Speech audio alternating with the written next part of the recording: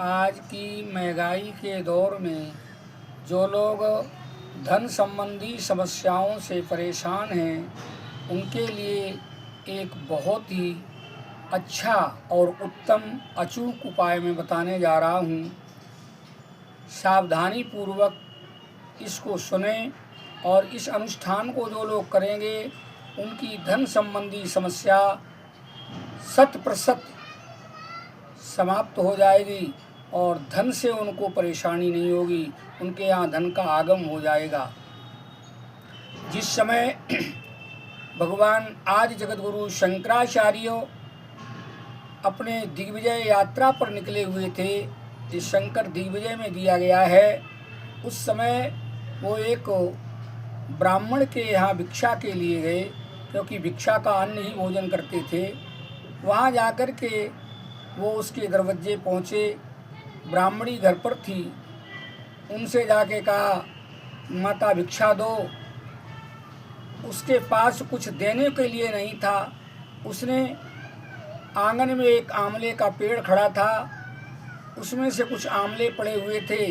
थोड़े से आंवले ला कर के और उनके भिक्षा पात्र में डाल दिए और आंसू निकलने लगे। जब उसकी इस स्थिति को जगत गुरु शंकराचार्य जी ने देखा तो वो तुरंत जो है द्रवीभूत होकर के और माता लक्ष्मी की स्तुति करने लगे। उनके मुँह से 16-17 श्लोकों का एक जो है स्तुति माता लक्ष्मी की निकली, जिसे कनकधारा स्तोत्र कहते हैं। और लक्ष्मी जी वहाँ प्रकट हुई। लक्ष्मी जी ने कहा, आपने मुझे किस लिए आवाहित किया है? भगवान शंकराचार्य जी ने कहा, माता इस ब्राह्मणी पर कृपा करो। लक्ष्मी जी ने कहा, इसने ऐसा कोई पुण्य ही नहीं किया है जो इसके ऊपर कृपा की जाए।